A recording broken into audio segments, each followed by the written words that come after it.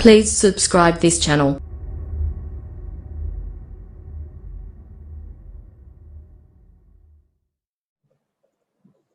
बिस्मिल्लाहिर्रहमानिर्रहीम मिनल फातिहति व अलैहि क़ुर्राउ मक्कत वल कूफति व फुक़हाइहिमा व फुक़ाहुमा व इब्नुल मुबारक व शाफ़िई व ख़ालफ़हुम क़ुर्राउल मदीना वल बसरा व शाम व फुक़ाहुहा व मालिकुन वल औज़ाई व लम यनुस्स अबू हनीफ़ा फ़ीहि बिशै फ़ज़ुन्न अन्नहु लैसत मिन अस्सूरति इंदहु वसुइला मुहम्मद इब्न हसन अश-शैबानी अन्हा फ़क़ाल मा बैन अद-दफ़्फ़तैन कलामुल्लाह।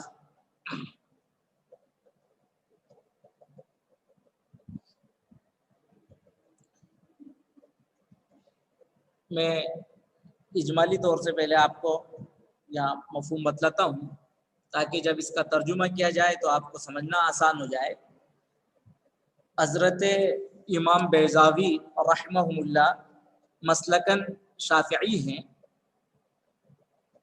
और इस मौके से वो अपनी राय को ज़िक्र करते हैं और बिस्मिल्लाह के सिलसिले में कि बिस्मिल्लाह सूरतुल फातिहा का जुज़ है और उसके सिलसिले में जो कुछ दलाइल हैं वो बयान करते हैं। तो सबसे पहले तो हज़रत इमाम बैज़ावी रहमहुल्लाह ने यूँ फरमाया कि बिस्मिल्लाह ये आयतुम मिनल फातिहा, सूरतुल फातिहा की एक आयत है और इस सिलसिले में उन्होंने 4 बात कही हैं। एक बात अपने मसलक को, अपनी राय को तरजीह देने के लिए उन्होंने यूँ कहा कि जो हमारा मसलक है यही मसलक मक्का मुकर्रमा और कूफा के कुर्रा का भी है, वहाँ के फुक़हा का भी है और इसमें दीगर अइम्मा का भी उन्होंने तज़किरा किया, अब्दुल्लाह इब्न मुबारक का तज़किरा किया, हज़रत इमाम शाफ़िई का भी तज़किरा किया कि इन सब का मसलक यही है कि बिस्मिल्लाह सूरतुल फातिहा की एक आयत है। एक बात तो ये जिक्र की गई है। दूसरी बात उन्होंने इस सिलसिले में कहा कि हमारे पास अहदीस भी मौजूद हैं और 2 हदीस, एक हज़रत अबू हुरैरा रज़ी अल्लाह ताला अन्हु की हदीस उन्होंने यहाँ बयान की है और हज़रत उम्मे सलमा रज़ी अल्लाह अन्हा का एक कौल भी उन्होंने यहाँ बयान किया। तीसरी बात उन्होंने बतौर तरजीह के जो बयान की, कहा कि इजमा भी इस बात पर है कि जो कुछ दोनों दफ्तियों के दरमियान में है वो सब अल्लाह का कलाम है और बिस्मिल्लाह इन दोनों दफ्ती के दरमियान में यानी कुरान मजीद मुजल्लद है, उस मुजल्लद कुरान के अंदर बिस्मिल्लाह मकतूब है। का मतलब भी ये है कि वो कुरान का और खासतौर वो अपने कौल के लिए दलील पेश करते हैं कि सूरतुल फातिहा का वो जुज़ है। और दूसरी बात ये है कि ये तो लोगों का जैसे कौली इजमा है इसी तरीके से अमली इजमा भी है। लोगों का कौल भी इस सिलसिले में ये है कि दोनों दफ्ती के दरमियान में जो कुछ है वो अल्लाह का कलाम है और अमली इजमा भी इसी बात पर है कि कुरान मजीद को लिखने के सिलसिले में बहुत एहतियात बरती गई है और वो चीज़ें जो कुरान मजीद में नहीं थी और तो उनको कुरान मजीद में नहीं लिखा गया है। मिसाल के तौर पर सूरतुल फातिहा के बाद आमीन कहना ये एक मुस्तहब है, लेकिन आमीन को कुरान मजीद में दर्ज नहीं किया गया है। कुरान मजीद को जब लिखा गया तो कुरान मजीद की हिफाजत के लिए इतना एहतमाम किया गया कि आमीन सब कहते हैं और आमीन कहना मसनून भी है, लेकिन उसको भी अल्लाह के कलाम में नहीं लिखा गया है। लेकिन बिस्मिल्लाह को अल्लाह के कलाम में लिखा गया है। उसका लिखा जाना भी इस बात की अलामत है कि ये सूरतुल फातिहा का जुज़ है। इस तौर पर ये 4 बातें इमाम बैज़ावी रहमहुल्लाह ने यहाँ इब्तिदा में जिक्र की हैं, उन्हीं पर कलाम होगा और जो कुछ ज़िमनी और ज़ैली बातें हैं वो दरमियान में आएंगी। ये तमहीद आप अपने जहन में रखें, अपने सामने रखें, तो अब समझना आपका ये 5-6 सत्र समझना आसान हो जाएगा। फरमाया बिस्मिल्लाहिर्रहमानिर्रहीम मिनल फातिहा। अगर किताब का नुस्खा आपके सामने है तो उसमें देखिए लिखा हुआ है आयतुम मिनल फातिहा, यानी बिस्मिल्लाह ये सूरतुल फातिहा की आयत है।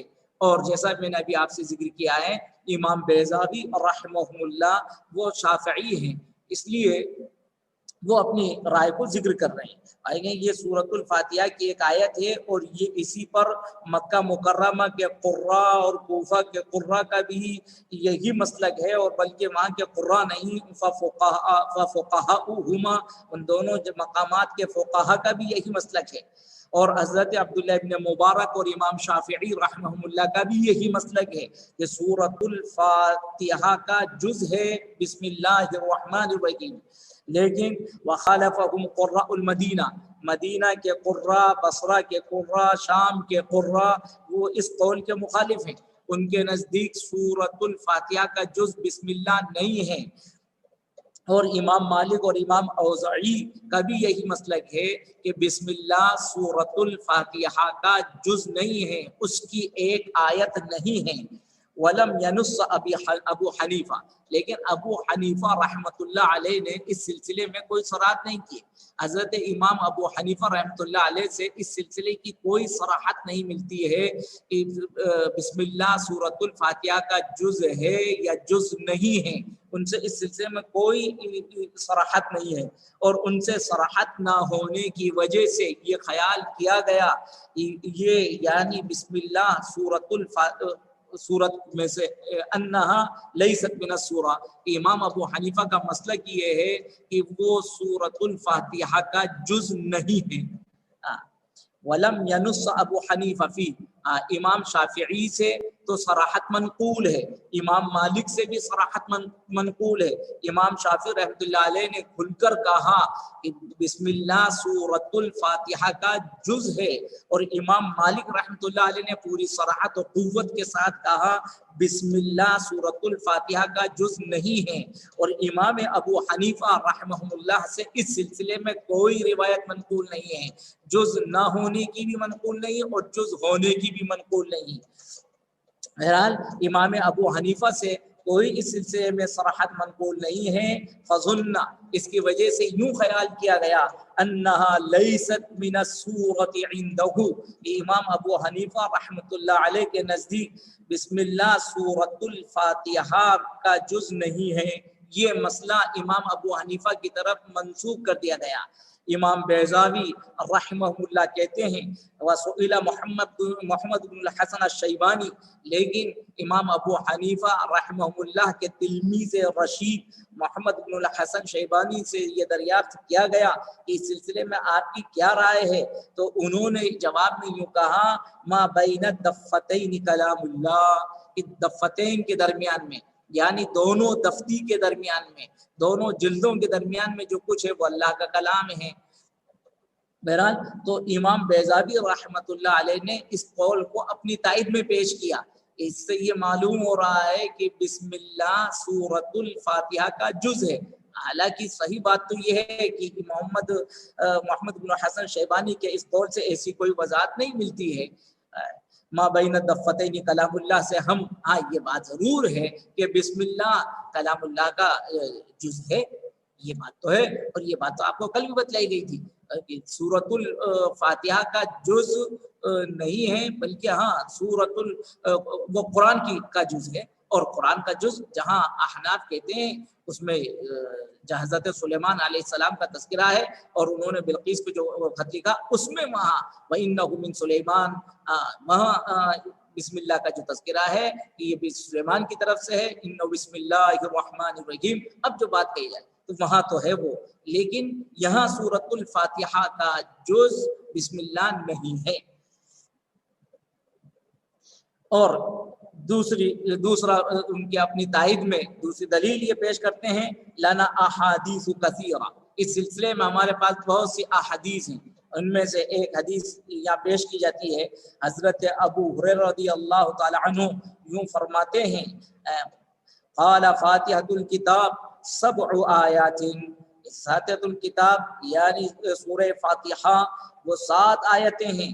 اولہن بسم اللہ الرحمن الرحیم، اور اس کی پہلی آیت وہ بسم اللہ الرحمن الرحیم ہے. اور دوسری ایک اور دلیل حدیثی سے وقول ام سلمہ، حضرت ام سلمہ رضی اللہ تعالیٰ عنہ کا قول ہے، وہ یوں کہتی ہیں کہ اللہ کے رسول صلی اللہ علیہ وسلم نے سورۃ الفاتحہ کو پڑھا. قرأ رسول اللہ صلی اللہ علیہ وسلم الفاتحہ وعد بسم اللہ الرحمن الرحیم آیتن. ہماری کتاب میں یہ ہے، اور ہو سکتا ہے آپ کی کتابوں میں یہ تذکرہ ہو، لیکن یہاں اس عبارت میں تھوڑا سا اضافہ ہے. یہ اضافہ آپ اپنی کاپی میں لکھ لیں، اور اس اضافے سے عبارت کا سمجھنا بھی آسان ہو جائے گا. وعد بسم اللہ الرحمن الرحیم الحمد للہ رب العالمین آیتن. بسم اللہ کے بعد الحمدللہ رب العالمین بھی. اب اس کا مفہوم یہ ہوگا، حضرت ام سلمہ رضی اللہ عنہ فرماتی ہیں کہ اللہ کے رسول صلی اللہ علیہ وسلم نے سورۃ الفاتحہ کو پڑھا، اور انہوں نے بسم اللہ الرحمن الرحیم الحمدللہ رب العالمین کو ایک آیت شمار کیا. یعنی صرف بسم اللہ کو نہیں، بلکہ بسم اللہ اور الحمدللہ رب العالمین تک پڑھ کر اس کو ایک آیت شمار کیا. آیتن، ایک آیت شمار کیا. اور یہ جو اضافہ میں آپ سے ذکر کر رہا ہوں، اس کی صراحت جو بیضاوی کی شرح ہے حاشیہ شیخ زادہ، اس میں وضاحت موجود ہے. وعد بسم اللہ الرحمن الرحیم الحمد للہ رب العالمین آیتن ومن اجلہما. اس کو ازیہ نہیں بلکہ ومن اجلہما، بس انہی دونوں روایتوں کی وجہ سے اختلف فی انہا آیتم برأسها او بما بعدها. ومن اجلہما، بس ان دونوں روایتوں کی وجہ سے اختلفا، اختلاف ہو گیا ہے. یعنی اختلفا، یہ اختلفا کا جو تعلق ہے، یعنی اختلفا فی الشوافع، شوافع میں بھی اختلاف ہو گیا. فی انہا آیتم برأسها، کہ بسم اللہ سورۃ الفاتحہ کی آیت وہ مستقل ایک آیت ہے، او بیما بعدها، یا وہ آیت اپنے بعد والی کے ساتھ مل کر ہے. یہ اختلاف ہوا. ظاہر ہے کہ حضرت ابو ہریرہ رضی اللہ تعالیٰ عنہ کی روایت سے تو یہ بات معلوم ہوئی ہے کہ اللہ کے رسول صلی اللہ علیہ وسلم نے سورۃ الفاتحہ کو پڑھا، اور فاتحۃ الکتاب 7 آیات ہیں، اور ان میں سب سے پہلی آیت بسم اللہ الرحمن الرحیم ہے. یہ شوافع اس سے استدلال کرتے ہیں. تو اس حدیث سے تو یہ معلوم ہوتا ہے کہ بسم اللہ مستقل ایک آیت ہے. اور دوسرا جو قول ہے ام سلمہ رضی اللہ تعالی عنہ کا، اس سے یہ معلوم ہوتا ہے کہ بسم اللہ الحمدللہ رب العالمین کے ساتھ مل کر ایک آیت ہے. اسی کو ذکر کیا اختلفہ کس میں اختلاف ہوا؟ اختلف فی الشوافع، شوافع میں اس بات میں اختلاف ہے ان دونوں روایتوں کی وجہ سے. انہا آیت برأسها، ایک قول تو یہ ہوا، ایک طبقے کی رائے یہ ہوئی شوافع میں کہ یہ مستقل ایک آیت ہے بسم اللہ، اور ایک دوسرا رائے یا دوسرا شوافع کا طبقہ اس بات کو کہتا ہے او بیما بعدها، کہ وہ آیت ہے بیما بعدها، اپنے بعد کے ساتھ میں، یعنی بسم اللہ کے بعد کیا ہے؟ الحمدللہ رب العالمین، اس کے ساتھ مل کر ایک آیت ہے. تو یہ آپ کے سامنے دو بنیادی باتیں شوافع اور امام بیضاوی اور رحمہم اللہ کی دو دلیلیں یہاں ذکر کر دی گئیں کہ بسم اللہ سورۃ الفاتحہ کی آیت ہے. اس پر مکہ و کوفہ کے قراء و فقہاء کا اتفاق ہے. اور دوسری بات یہ کہ ہمارے پاس اس سلسلے میں بہت سی احادیث ہیں. اور تیسری بات وہ یوں کہتے ہیں اپنی رائے کو ترجیح دینے کے لیے، والاجماع علی ما بین الضفتین کلام اللہ، اس بات پر بھی اجماع ہے. اجماع قولی، یعنی سب لوگوں کا اس بات پر اجماع ہے، سب ایک زبان ہو کر اس بات کو کہتے ہیں کہ جو ضفتین میں، دونوں ضفتیوں کے درمیان میں جو کچھ ہے وہ اللہ کا کلام ہے. اور چوتھی بات والوفاق علی اثباتها فی المصاحف بعد المبالغة في تجرید القرآن حتى لم يكتب آمین. والوفاق، اور اس پر بھی اتفاق ہے، والوفاق علی اثباتها، علی اثبات التسمیہ، علی اثبات بسم اللہ الرحمن الرحیم، کہ بسم اللہ کو قرآن مجید میں لکھے جانے پر، اس کو باقی رکھنے پر بھی اتفاق ہے. جبکہ مع المبالغۃ فی تجرید القرآن، جبکہ قرآن کی حفاظت میں بڑا اہتمام کیا گیا ہے، مبالغہ کیا گیا ہے. حتی لم یکتب آمین، یہاں تک کہ قرآن مجید میں آمین بھی نہیں لکھی گئی. تو آمین کا نہ کا نہ لکھا جانا اس بات کی دلیل ہے کہ آمین قرآن کا جز نہیں ہے، اور بسم اللہ کا لکھا جانا اس بات کی دلیل ہوئی کہ یہ قرآن کا جز ہے، اور یہاں سورۃ الفاتحہ کے ساتھ لکھا جانا یہ سورۃ الفاتحہ کا جز ہوا جی۔ اب اس کے بعد با کے سلسلے میں کلام ہوتا ہے، یہ بسم اللہ کا با کیسا ہے؟ تو با کے سلسلے میں بھی آپ ایک گفتگو سنیں کہ با یہ آپ جانتے ہیں کہ حرف جر ہے، اور حرف جر سے کوئی بات شروع نہیں ہوتی ہے۔ جو بھی کوئی کلام شروع ہوتا ہے تو وہ اسم سے شروع ہوتا ہے یا فعل سے شروع ہوتا ہے، حرف سے کوئی کلام شروع نہیں ہوتا ہے۔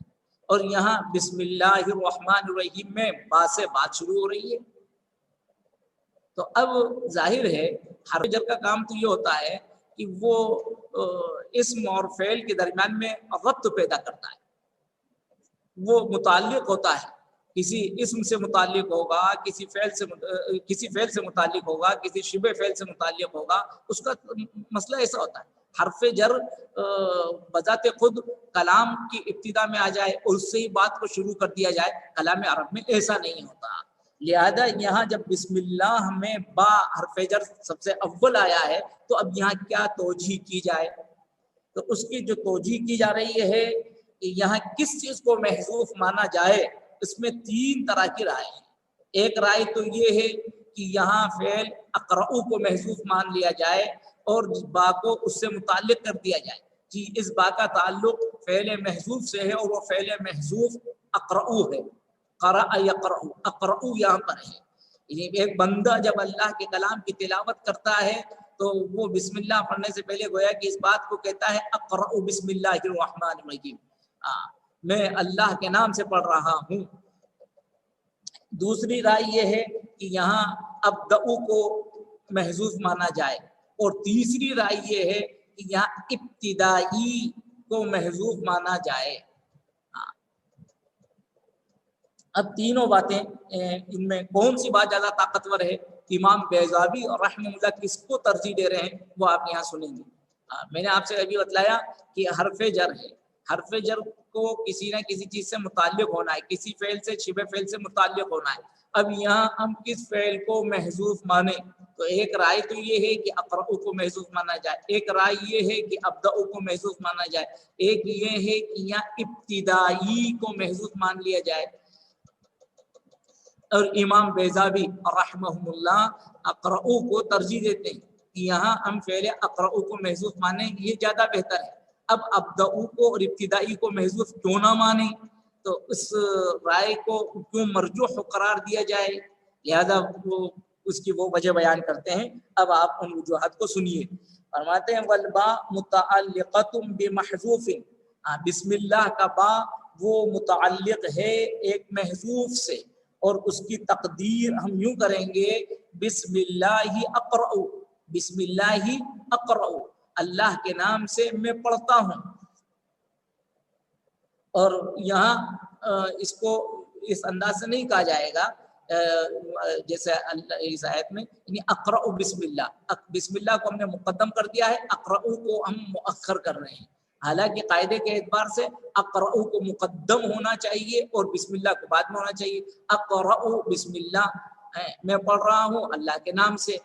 اب یہ تقدیم کیوں ہوئی؟ بسم اللہ کو مقدم کیا گیا اور اقرؤ کو ہم مؤخر مان رہے ہیں، وہ اس کی وجہ ابھی آگے ذکر کر دی جائے گی۔ ابھی جو آپ سے کلام ہے وہ یہ ہے کہ یہاں کس کو محذوف مانا جائے، اقرؤ کو محذوف مانے یا ابدؤ کو مانے یا ابتدائی کو مانے۔ تو امام بیضاوی علیہ الرحمہ فرماتے ہیں کہ بسم اللہ اقرؤ، یہاں ہم تقدیر یوں کریں گے بسم اللہ اقرؤ لأن الذی یتلوہ مقروء، اور اقرؤ کو کیوں محذوف مانے؟ اس کی دلیل امام بیضاوی علیہ الرحمہ نے یہ بیان کی لأن الذی یتلوہ، اس لیے کہ بسم اللہ کے بعد جو چیز آ رہی ہے، جو عمل ہو رہا ہے وہ پڑھنے کا عمل ہے، اور جو چیز ہے وہ پڑھی جانے والی چیز ہے۔ بسم اللہ کے بعد جو کام ہم کر رہے ہیں وہ پڑھنے کا کام کر رہے ہیں، اس لیے اس مناسبت سے یہاں اقرؤ کو محذوف مانا جائے۔ والباء متعلقۃ بمحذوف، با وہ متعلق ہے ایک محذوف سے، اور اس کی تقدیر ہم یوں کریں گے بسم اللہ اقرأ لأن الذی یتلوہ، تلا یتلو کے معنی آتے ہیں پیچھے آنا، اس کے بعد میں آنا، جو اس کے بعد میں جو چیز آ رہی ہے وہ مقروء، وہ چیز ہے جس کو پڑھا جائے، پڑھی جانے والی چیز، یعنی اللہ کا کلام ہے۔ وَكَذَلِكَ، اور یہ اس کی دلیل بیان کر دی گئی، اقرأ کو یا محذوف ماننے کی دلیل یہ ہے کہ بعد میں جو عمل ہو رہا ہے وہ پڑھنے کا عمل ہے، اور جو پڑھی جانے والی کتاب ہمارے سامنے آ رہی ہے۔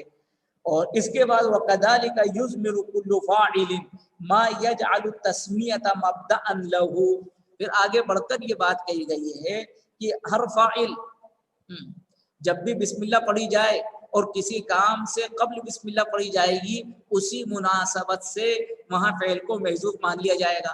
آپ مثال کے طور پر دروازہ کھولتے وقت میں بسم اللہ پڑھتے ہیں تو وہاں یوں کہا جائے گا بسم اللہ افتح، اور اگر آپ پانی پیتے وقت بسم اللہ پڑھتے ہیں تو وہاں یوں کہا جائے گا بسم اللہ کے بعد کون سا فعل محذوف ہے، کہا جائے گا یہاں اشربو کا فعل محذوف ہے، اس لیے کہ بسم اللہ کے بعد جو عمل ہو رہا ہے وہ پانی پینے کا، تو جو بھی عمل کیا جائے گا اس فعل کو وہاں محذوف مان لیا جائے گا۔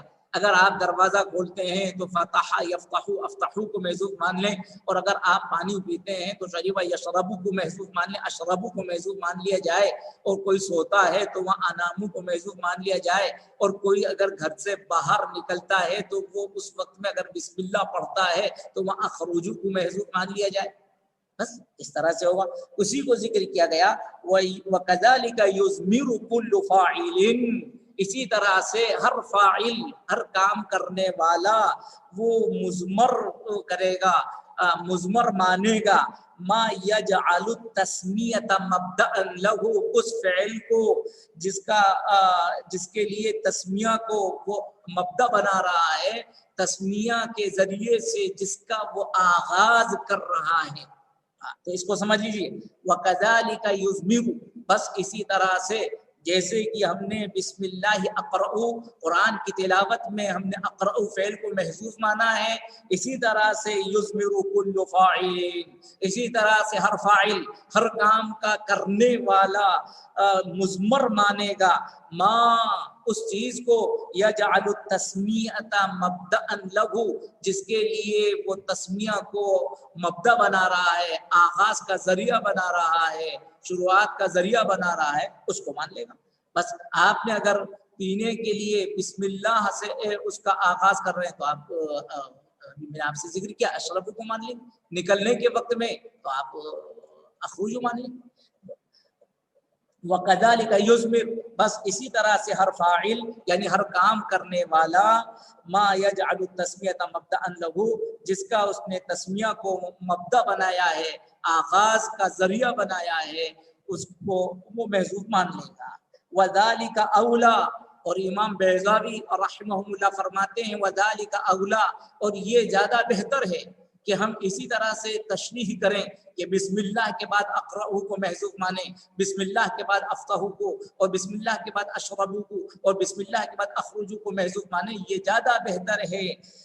ذالک اولا من ان یضمر ابدأ، اس بات سے کہ ہم یہاں ابدأ کو محذوف مانیں۔ ایک رائے یہ تھی کہ یہاں قرآن کی جب تلاوت کی جائے تو وہ بسم اللہ الرحمن الرحیم کے بعد جس فعل کو محذوف مانے وہ ابدأ ہے، تاکہ ابدأ کو محذوف نہ مانا جائے۔ اور امام بیضاوی نے یوں کہا اس لیے لعدم ما یطابقہ وما یدل علیہ، یا لعدم ما یطابقہ ویدل علیہ، یہ بات کہی جاتی ہے یعنی اس کی اور اس کے مدلول کی عدم مطابقت کی وجہ سے۔ وذالک اولا، اور یہ زیادہ بہتر ہے من ان یضمر ابدا، کہ ہم ابدا کو محذوف مانیں، کیوں؟ لعدم ما یطابق، اس لیے کہ اس کی مطابقت نہیں ہوتی ہے، ابدا کی مطابقت نہیں ہو رہی ہے، ہم یہاں اقرأ کی تو مطابقت ہو رہی ہے، بسم اللہ اقرأ، ظاہر ہے کہ میں شروع کر رہا ہوں میں اللہ کے نام سے، یا میں پڑھتا ہوں، میں پڑھنے کو شروع کر رہا ہوں، پڑھنے کا آغاز کرتا ہوں اللہ کے نام سے، تو یہ تو بات ٹھیک ہے اس لیے کہ آپ پڑھ رہے ہیں، لیکن آپ کہیں بسم اللہ ابدأ، میں شروع کرتا ہوں اللہ کے نام سے، تو یہاں مطابقت نہیں ہے۔ اس لیے کہ ایک مطابقت ذرا توجہ چاہیے اس موقع سے آپ کی یہ عدم ما یطابقہ کو سمجھانے کے لیے آپ ذرا اپنے آپ کے ذہن کو متوجہ کریں.